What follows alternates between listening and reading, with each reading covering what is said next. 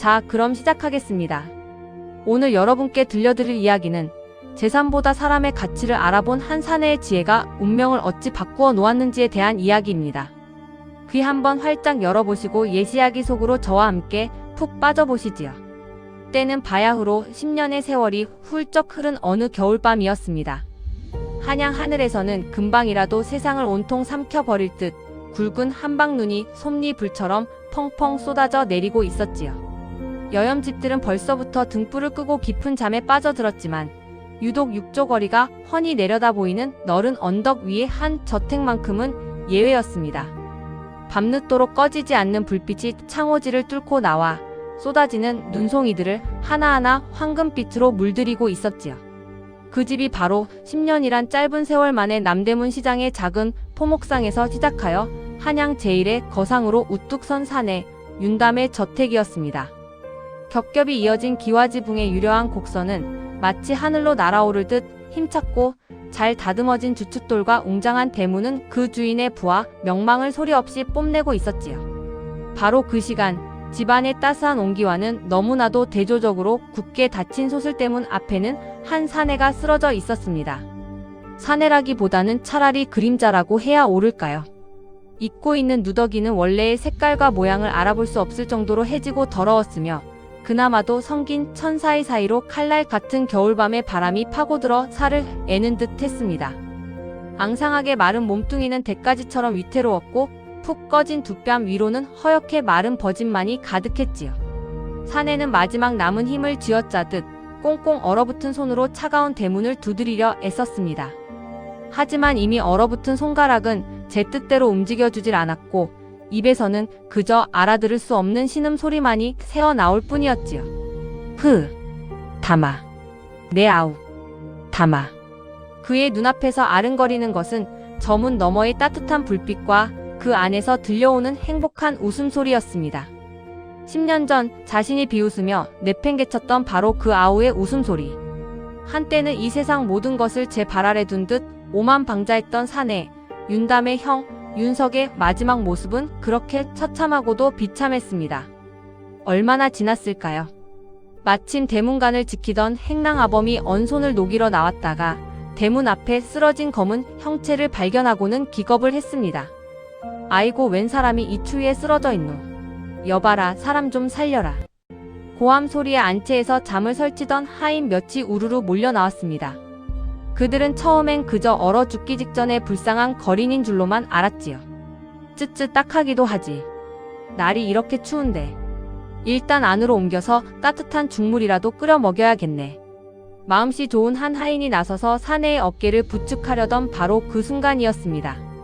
등불을 가까이 들이민 행랑아범의 얼굴이 삼시간에 새하얗게 질려버렸습니다. 그는 손에 든 등불을 떨어뜨릴 뻔한 것을 겨우 부여잡고 믿을 수 없다는 듯 눈을 비비고 또 비볐습니다. 아니, 이분은? 다른 하인들도 그제야 등불 아래 드러난 사내의 얼굴을 자세히 들여다보았습니다.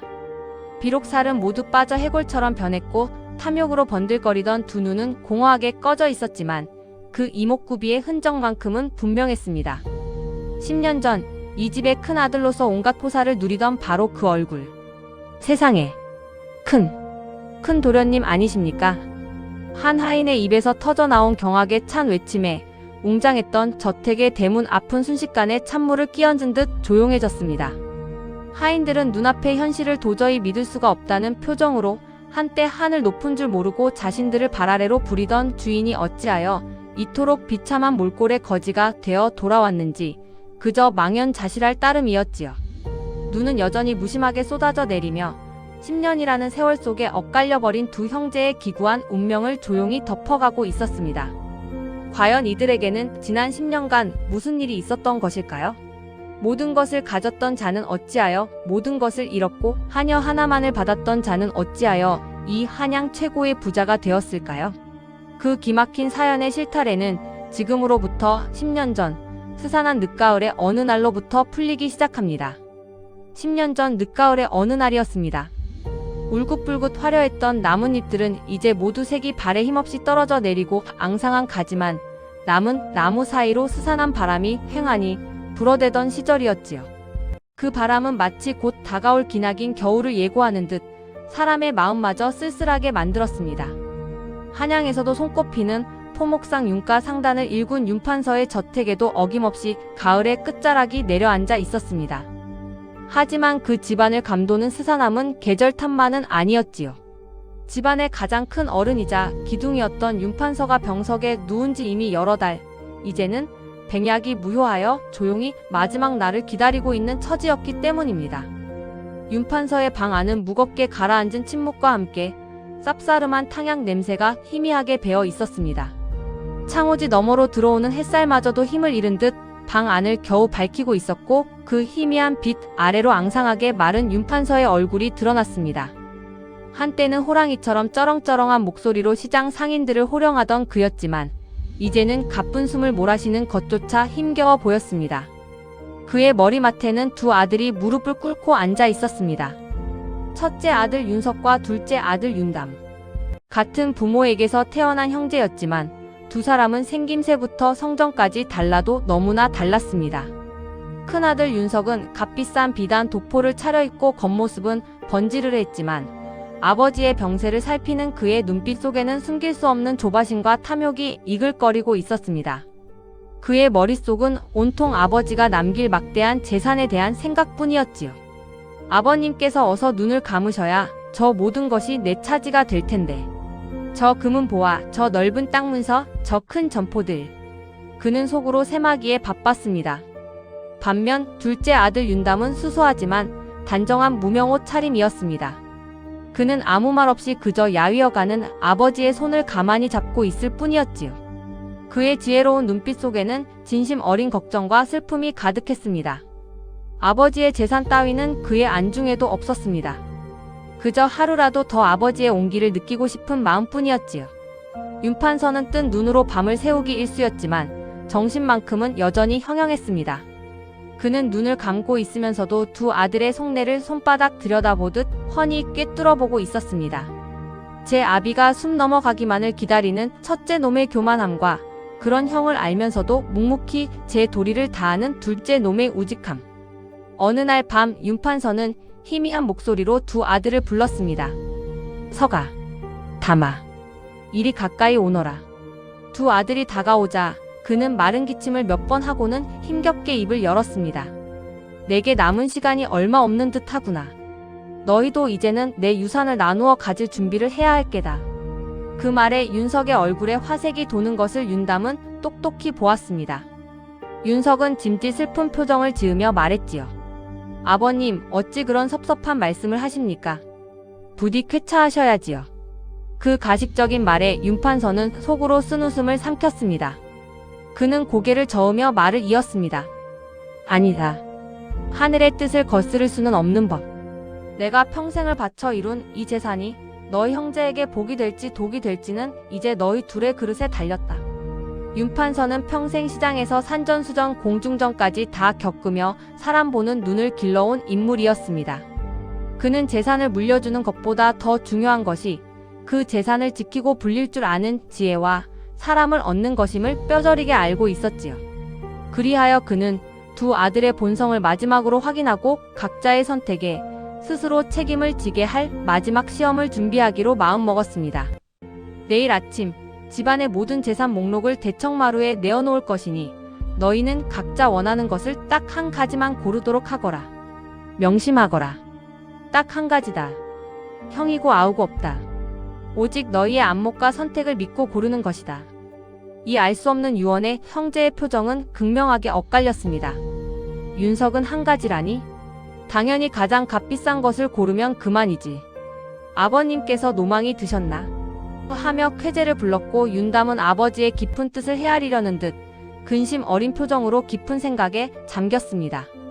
그렇게 한양의 밤은 깊어갔고 촛불이 흔들리는 방 안에는 두 아들의 서로 다른 운명을 예고하는 듯한 팽팽한 긴장감만이 감돌고 있었습니다.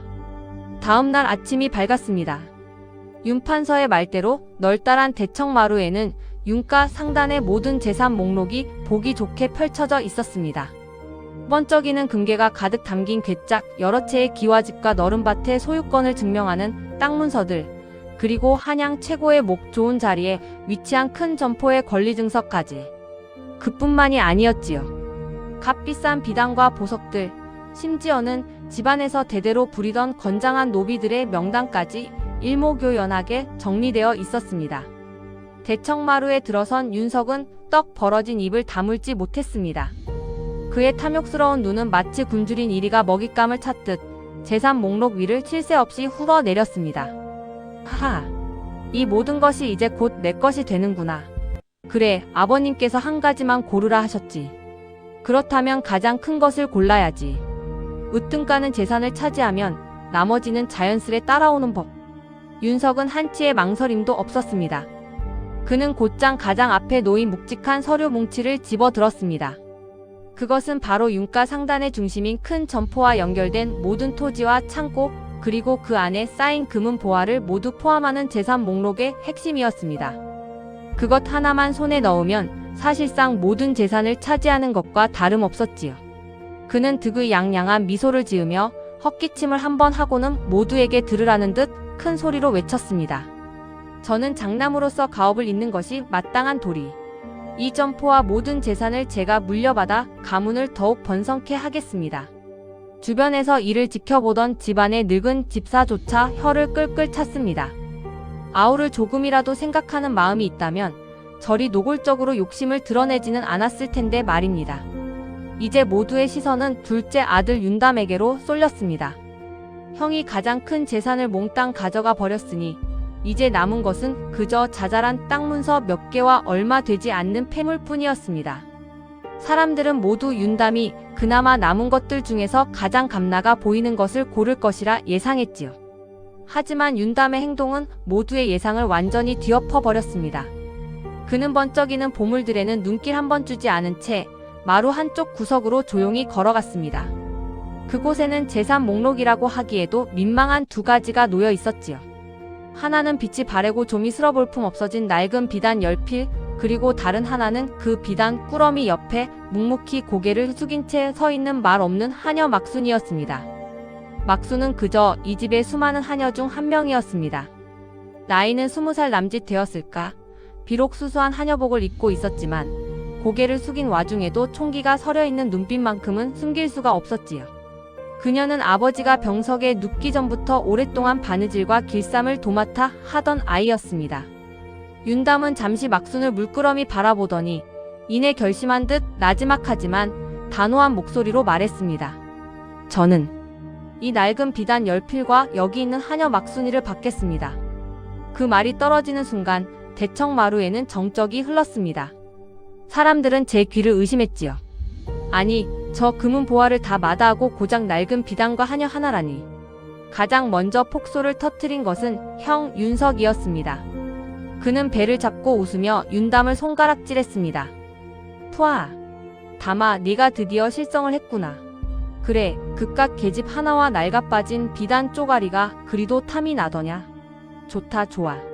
내 놈이 그런 어리석은 선택을 해주니 내 마음이 아주 편하구나.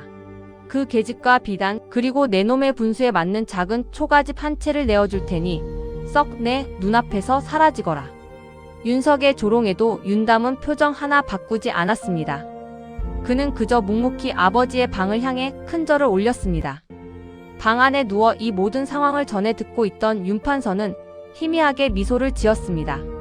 그래, 역시 내 아들 다미는 사람을 볼 줄 아는구나. 재물은 있다가도 없는 것이지만 지혜로운 사람 하나는 천금과도 바꿀 수 없는 법이지. 그는 둘째 아들의 현명한 선택에 안도하며 조용히 눈을 감았습니다. 윤담은 왜 그런 선택을 했을까요?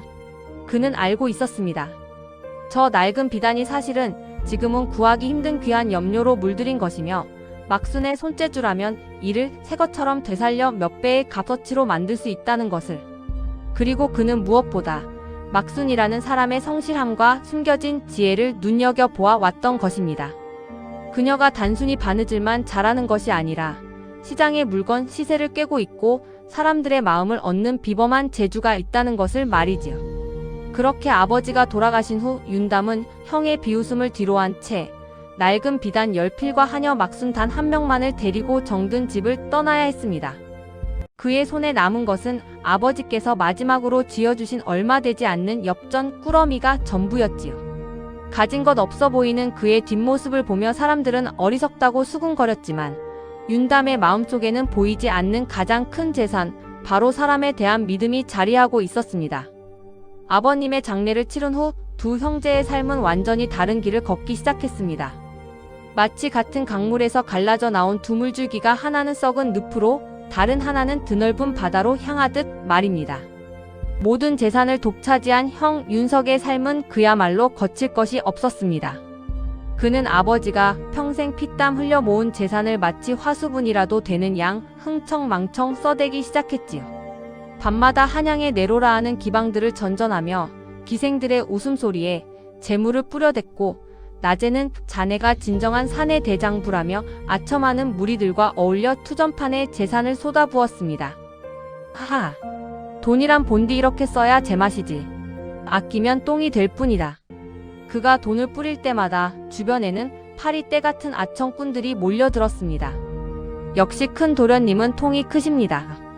이 한양 바닥에서 윤석 도련님만큼 호방한 분이 또 어디 있겠습니까? 윤석은 그런 헛된 칭찬에 어깨를 으쓱하며 더 많은 돈을 썼습니다. 아버지가 남긴 점포는 경험 많은 대리인에게 맡겨두었지만 장부 한번 들여다보지 않았습니다. 그저 매달 들어오는 돈을 세기만 할 뿐이었지요. 하지만 밑 빠진 독에 물 붓기라는 옛말처럼 버는 것보다 쓰는 것이 많으니 재산은 눈에 띄게 줄어들기 시작했습니다. 설상가상으로 그가 믿었던 아청꾼들은 그의 눈을 속여 뒤로는 재산을 빼돌리기 바빴고 결국에는 더 큰 돈을 벌게 해주겠다는 사기꾼의 말에 속아 남은 점포와 땅 문서까지 몽땅 날리고 말았습니다. 불과 몇 년 지나지 않아 한양 최고의 부잣집 아들이었던 윤석은 하루아침에 길거리에 나앉는 신세가 되었습니다. 그 많던 재산은 신기루처럼 사라졌고 간이라도 빼줄 것처럼 굴던 아청꾼들은 그림자도 보이지 않았지요. 그는 그제야 땅을 치고 후회했지만 이미 엎질러진 물이었습니다. 반면 집에서 쫓겨나다시피 한 윤담과 막순의 삶은 정반대였습니다. 윤담은 아버지가 마지막으로 주신 엽전으로 남대문 시장의 가장 후미진 곳에 작은 좌판 하나를 얻었습니다. 가진 것이라고는 낡은 비단 10필과 막순의 손재주 뿐이었지요. 처음 며칠간은 지나가는 사람 하나 없이 파리만 날렸습니다. 도련님, 이래서는 방세 내기도 힘들겠사옵니다. 막순이 걱정스러운 얼굴로 말했지만 윤담은 그저 묵묵히 그녀를 믿고 기다려 주었습니다. 그리고 마침내 막순의 비범한 재능이 빛을 발하기 시작했습니다. 어느 날 밤 막순은 밤을 새워 낡은 비단을 정성껏 손질했습니다. 쌀뜨물에 담가때를 빼고 귀한 약재를 우린 물에 다시 한번 빨아 널자 신기하게도 빛바랬던 비단에서 숨겨져 있던 오묘하고 아름다운 색감과 무늬가 되살아나는 것이 아니겠습니까? 마치 죽어가던 꽃나무에 새 생명이 돋아나는 듯 했지요. 다음 날 좌판에 널린 비단을 본 사람들은 모두 눈이 휘둥그레졌습니다. 아니, 저렇게 고운 빛깔의 비단은 처음 보네. 필시 중국에서 건너온 귀한 물건일 테지. 한 부잣집 마님이 감탄하며 다가왔습니다.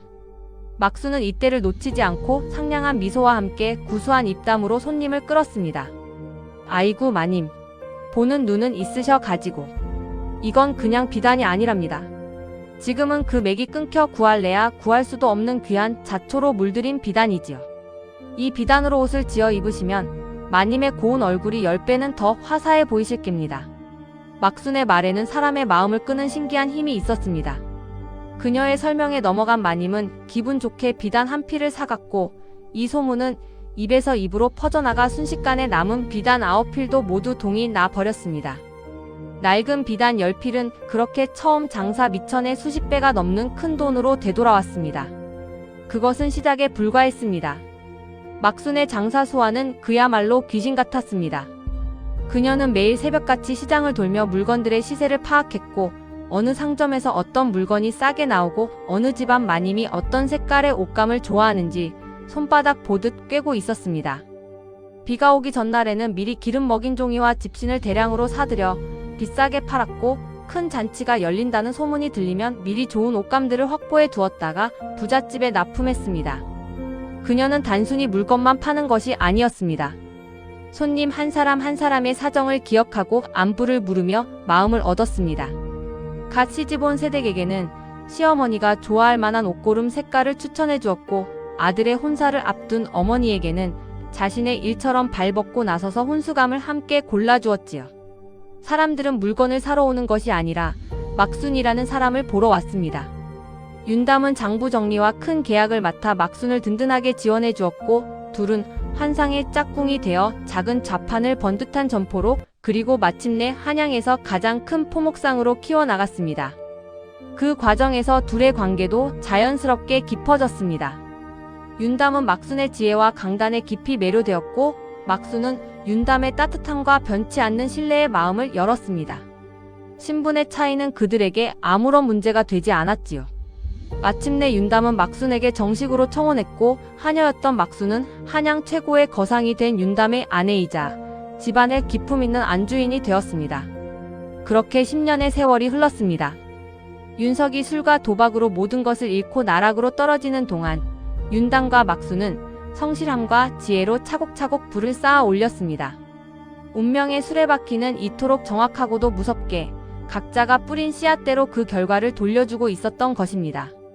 10년이란 세월이 흐른 그 겨울밤, 윤담의 웅장한 저택 안채는 바깥의 살을 애는 추위가 무색할 정도로 따스한 온기로 가득했습니다. 잘 마른 참나무 장작이 타닥타닥 소리를 내며 타오르는 화롯가에는 이제는 제법 거상의 풍모가 느껴지는 윤담과 우아하고 기품 있는 안주인이 된 막순이 나란히 앉아 차를 마시고 있었지요. 막순의 배는 어느덧 남산만하게 불러와 곧 태어날 새 생명에 대한 기대로 두 사람의 얼굴에는 행복한 미소가 떠나지 않았습니다. 바로 그때였습니다. 행랑아범이 다급한 목소리로 그들을 찾으며 안으로 뛰어 들어왔습니다. 나리, 마님, 큰일 났습니다. 대문 앞에 큰 도련님께서. 큰 도련님이라는 말에 윤담과 막순의 얼굴에서 웃음기가 싹 가셨습니다. 지난 10년간 형 윤석의 소식은 풍문으로만 간간히 들려왔습니다. 재산을 모두 탕진하고 빚쟁이들에게 쫓겨다닌다는 흉흉한 소문이었지요. 윤담은 사람을 풀어 형의 행방을 찾아보려 했지만 자존심 때문인지 윤석은 번번이 종적을 감추곤 했습니다. 윤담은 한달음에 대문으로 달려나갔습니다. 그리고 그곳에서 차디찬 눈밭 위에 쓰러져 있는 형의 처참한 모습을 발견하게 된 것입니다. 윤담은 아무 말 없이 형을 가만히 내려다 보았습니다. 그의 가슴 속에서는 원망과 연민, 그리고 형제간에 끊을 수 없는 정이 한데 뒤엉켜 폭풍처럼 휘몰아쳤습니다. 형님을 안으로 모셔라.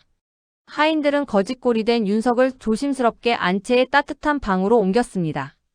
잠시 후 의원의 응급처치와 따뜻한 죽 한 그릇에 겨우 정신을 차린 윤석은 눈앞에 서 있는 동생 부부의 모습을 보고는 아이처럼 목 놓아 울기 시작했습니다. 흐흐. 담아. 막순아. 내가 잘못했다. 이 못난 형을 용서해다오. 한때의 오만함은 온데간데였고 앙상한 몰골로 눈물 콧물을 쏟으며 비는 형의 모습은 차마 눈 뜨고 보기 힘들 정도였습니다. 윤석은 지난 10년간 겪었던 서론과 뼈저린 후회를 모두 토해냈습니다.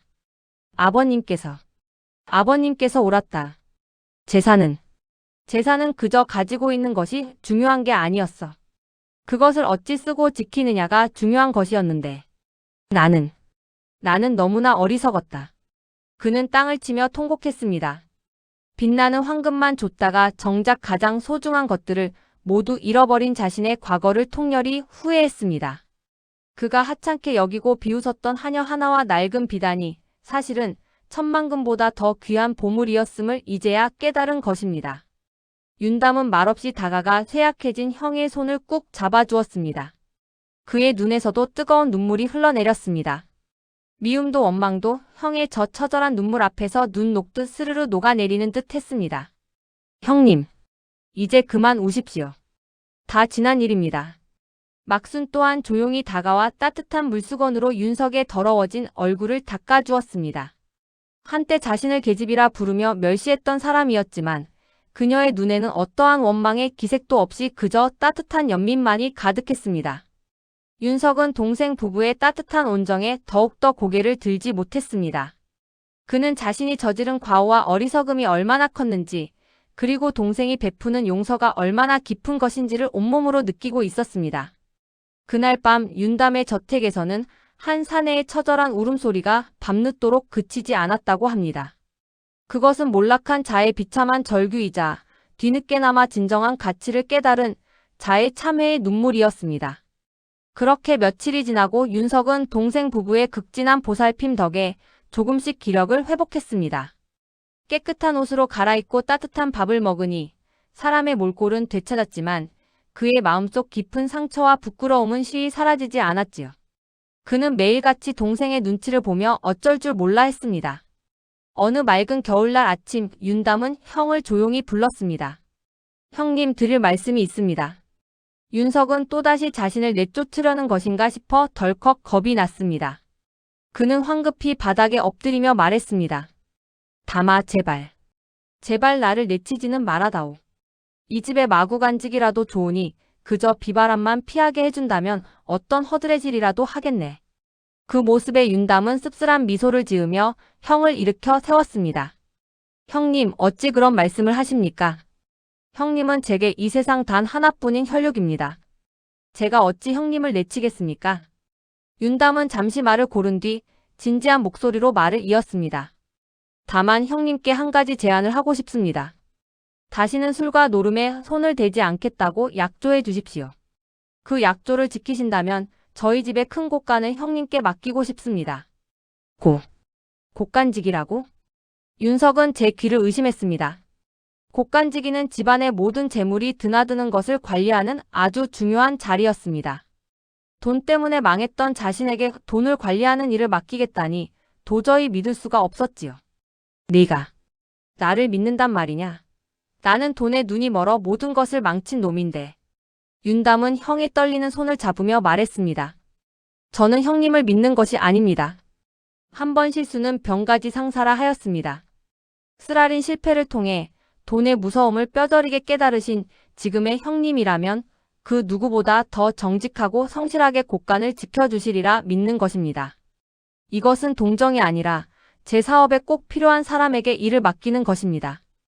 윤석은 동생의 깊은 뜻을 깨닫고 더 이상 아무 말도 할 수 없었습니다. 그저 뜨거운 눈물만 하염없이 흘릴 뿐이었지요. 그날 이후 윤석은 지난날의 자신을 지우려는 듯 완전히 다른 사람이 되었습니다. 그는 매일 새벽 가장 먼저 일어나 곳간 문을 열었고 밤늦도록 재고를 파악하며 단 한 치의 오차도 없이 장부를 기록했습니다. 굳은 일도 마다치 않았고 묵묵히 자신의 자리에서 최선을 다했지요. 지난날의 오만함과 탐욕은 온데간데 없고 그 자리에는 겸손함과 성실함만이 남았습니다. 몇 해가 더 흘렀습니다. 어느 따스한 봄날 윤담은 이제는 제법 배가 부른 아내 막순과 함께 텐마루에 앉아 향긋한 차를 마시고 있었습니다. 두 사람의 앞마당에서는 토실토실 살이 오른 사내 아이가 아장아장 걸음마를 배우고 있었지요. 평화롭고 행복한 풍경이었습니다. 그들의 시선 저 너머로 하얗게 센 머리를 단정히 묶은 윤석이 묵묵히 창고 앞을 쓸고 있는 뒷모습이 보였습니다. 비록 화려한 비단 옷은 아니었지만 그의 얼굴에는 지난날에는 결코 찾아볼 수 없었던 평온함과 홀가분함이 깃들어 있었습니다. 윤담은 아내의 손을 가만히 잡으며 나지막이 말했습니다. 아버님께서 진정으로 내게 물려주신 것은 재물이 아니라 사람의 마음을 얻는 지혜였나 보. 막수는 말없이 고개를 끄덕이며 남편의 어깨에 기댔습니다. 결국 재산보다 사람의 가치를 알아본 윤담의 현명한 선택이 파멸로 치닫던 형을 구하고 두 형제의 운명을 모두 바꾸어 놓은 것이지요. 진정한 부는 쌓아두는 소유에 있는 것이 아니라 지혜롭게 나누고 사람과 함께할 때 비로소 완성된다는 것을 이들의 삶이 말해주고 있었습니다. 자, 오늘 제가 들려드린 이야기는 여기까지입니다. 여러분, 옛말에 이르기를 재물을 잃는 것은 조금 잃는 것이요. 명예를 잃는 것은 많이 잃는 것이요. 사람을 잃는 것은 모든 것을 잃는 것이다라고 했습니다. 눈앞의 이익과 화려함에 눈이 멀어 정작 가장 소중한 것을 놓치고 있지는 않은지 우리네 인생도 한번 돌아볼 일입니다. 팍팍하고 고단한 삶이지만 오늘 이 이야기의 주인공처럼 눈에 보이지 않는 진정한 가치를 볼 줄 아는 지혜와 따뜻한 마음만 잃지 않는다면 우리 모두의 삶에도 언젠가는 따스한 봄날이 찾아오지 않겠습니까? 부디 여러분의 가정에 늘 행복과 평안이 가득하시기를 바라며 저는 이만 물러가겠습니다.